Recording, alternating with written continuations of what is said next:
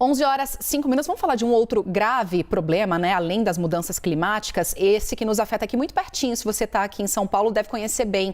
É o problema da Cracolândia, que está ali no centro da capital. Há anos, essa região é alvo de tentativas de políticas públicas, mas sem sucesso. Recentemente, o governador do estado, Tarcísio de Freitas, foi duramente criticado ao dizer que pretendia transferir os dependentes químicos para uma outra região, ainda no centro da cidade. Logo depois ele voltou atrás nessa decisão, mas agora o foco do governo de São Paulo são os traficantes que abastecem a Cracolândia. Nessa semana, uma operação policial prendeu 18 pessoas. Para discutir se existe uma solução para essa dura situação, a gente vai conversar agora com o deputado federal Kim Kataguiri, do União Brasil, e também com o padre e pedagogo Júlio Lancelotti, que é coordenador da Pastoral do Povo de Rua aqui de São Paulo. Sejam ambos muito bem-vindos, um ótimo dia, um ótimo fim de semana. Obrigada pela presença dos dois. Vou começar com o deputado a seguinte pergunta: existe uma solução fácil? É um problema de polícia, é um problema de saúde? Em que nível estamos falando para solucionar esse problema, deputado?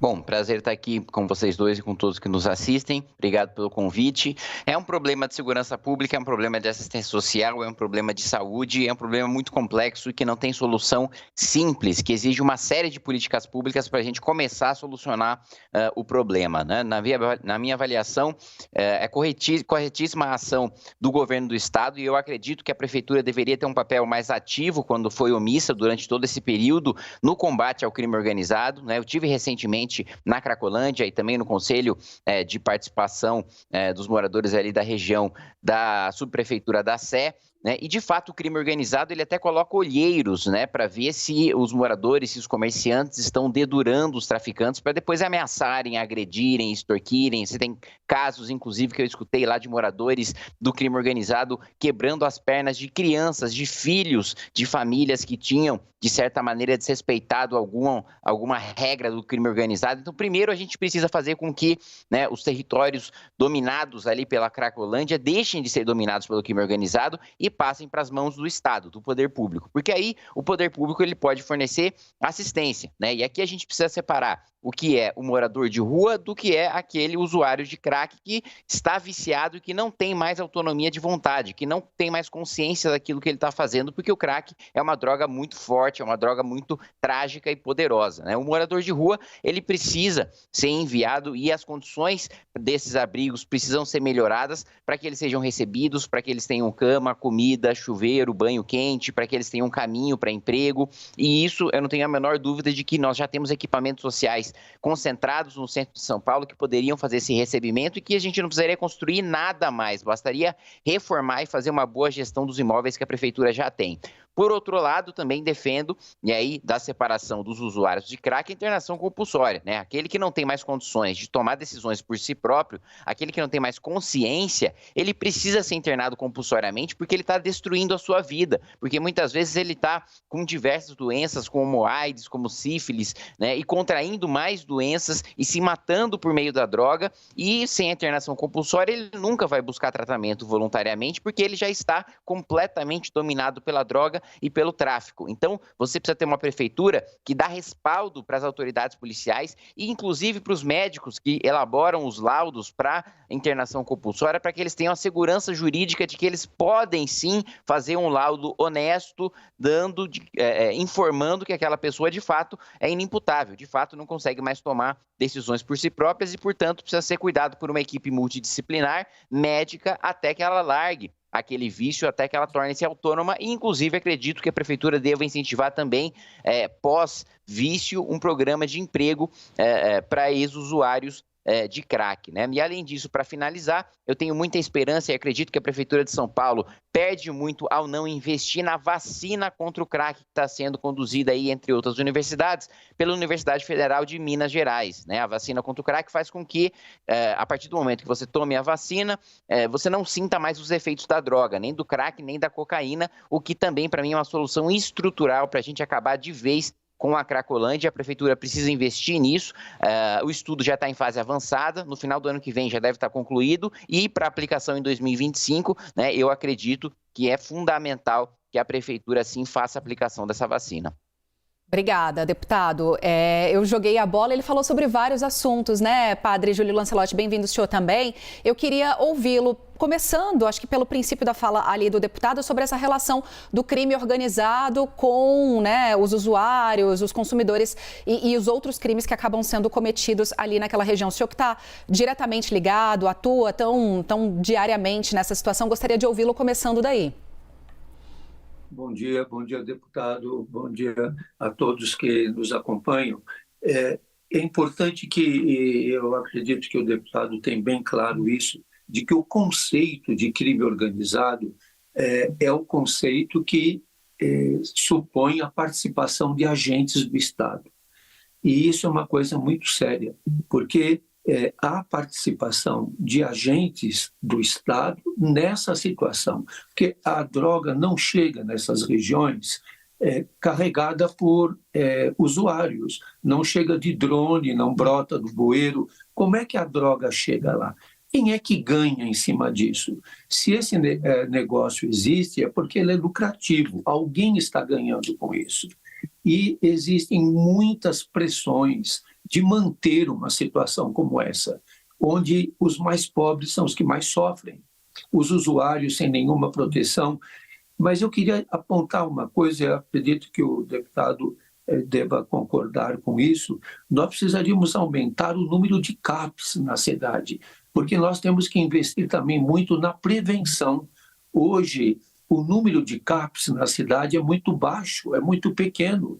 E muitas vezes a mãe ou a escola, quando percebem que há um início de utilização de alguma substância química ilícita, não tem aonde recorrer, não tem um CAPS que atenda rapidamente. E os próprios atendimentos dos CAPS deveriam ser renovados. Eu tenho visto muitas dessas pessoas que têm sido atendidas nos CAPS, que acaba sendo um desperdício de dinheiro público.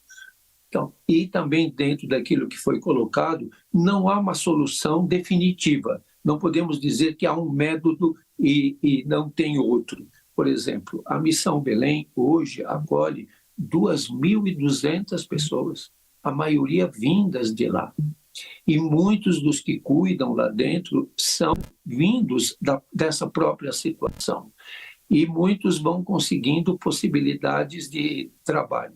Então, o que nós precisamos é ter diferentes respostas para um problema que é diverso, que é complexo e que não vai ter um encaminhamento a curto prazo. E a necessidade de prevenção. Deputado, eu gostaria de ouvi-lo, o senhor que está na estrutura governamental de alguma forma, quais são as principais dificuldades em coordenar essas ações, né, nos mais variados níveis de governo, federal, estadual, a prefeitura, para acabar com esse problema, né? Porque algumas ações existem, mas para dar uma solução mais eficiente, o padre citou mais de 2.000 pessoas, isso é apenas uma pequena parte, né, do tamanho do problema, não só aqui em São Paulo, mas nas grandes capitais brasileiras. É claro que é uma realidade que não é só nossa aqui no Brasil, mas para dar uma solução mais efetiva para esse problema tão grave. Eu acredito que sim, você pode ter uma solução, claro, que não definitiva, que não vai resolver 100% do problema, mas que vai ajudar muito no curto prazo os moradores e comerciantes daquelas regiões que são, assim, situações trágicas. Eu tive na semana retrasada, inclusive no dia em que houve uma rebelião ali no chamado fluxo, né, que é onde se concentram ali os usuários e que queimaram, inclusive eu vi queimando pertences pessoais de uma usuária de crack que havia descumprido regras do crime organizado e queimaram lá em praça pública os bens dela. Então eu acho que, primeiro, existe sim uma questão de curto prazo da gente melhorar a vida daqueles que estão sofrendo porque moram nessas regiões, né? Eu escutei, né, um depoimento recente de uma comerciante da região chamada Dona Marlise, que mora na região e que durante 90 dias você teve um acampamento de usuários de drogas, de crack, na frente da casa dela. Ela tem uma filha, né, que tem um espectro de autismo e aquela filha foi obrigada a a inalar durante todo esse período a fumaça do crack, né? E quando ela foi buscar a prefeitura por ajuda, a prefeitura disse, vá buscar o Ministério Público. Isso, para mim, é uma coisa que me deixa muito indignado, é uma coisa absolutamente inaceitável, né? A prefeitura não pode dizer, vá buscar o Ministério Público enquanto sua filha, né, com necessidades especiais, está inalando fumaça de crack. Então, para mim, a prefeitura deveria integrar a Secretaria de Justiça junto com a Polícia Civil, com a Polícia Militar, com a Polícia Federal, com a Guarda Civil Metropolitana, com a Secretaria de Segurança Pública do Estado de São Paulo, com o Ministério da Justiça do Governo Federal, porque a gente precisa trabalhar com inteligência. E eu até concordo com a fala do padre quando ele coloca que existem agentes públicos, políticos, envolvidos no crime organizado, né? E isso você vê, inclusive, com notícias que não vem de hoje, de que o PCC, ele financia, inclusive, cursinhos de direito para que os seus membros prestem concurso público para ingressarem no Ministério Público, para ingressarem no Judiciário e para ter gente do crime organizado na própria estrutura de Estado, né? Então, isso também precisa ser combatido e combatido com inteligência. Inteligência só existe com a integração entre esses entes desses poderes públicos, né? E acredito também que a prefeitura deveria dar o respaldo, a prefeitura e o governo do estado deveriam dar o respaldo jurídico necessário, tanto para a polícia como para os médicos que elaboram os laudos em relação à internação compulsória, para a internação compulsória acontecer e para que haja uma ação policial efetiva contra os traficantes, não contra os usuários. Os usuários precisam de tratamento, os usuários precisam de cuidado, né? Quem precisa de prisão, quem de fato precisa ser combatido com as forças policiais, e acho que forças pesadas, a gente deveria utilizar a rota, deveria ser recriadas as rondas municipais ostensivas, a ROMU, que foram extintas à época do governo Marta, também para auxiliar, né, nesse sentido, porque com ronda ostensiva, com ostensividade, haveria prisão em flagrante, não haveria um tráfico constante de drogas, ou seja, falta vontade política para combater esse problema, e justamente por isso que eu acredito que essa integração seria tão eficiente para combater o crime organizado e melhorar a vida dos moradores e dos comerciantes que hoje estão na região e que muitas vezes, infelizmente, eu citei aqui mais cedo o exemplo da dona Marlise, e ela está vendendo 3 pontos comerciais e a sua residência para ir morar em Bertioga, ou seja, não é nem em outro bairro da cidade de São Paulo, as pessoas estão se mudando da cidade por causa desse problema estrutural e gravíssimo que é a Cracolândia.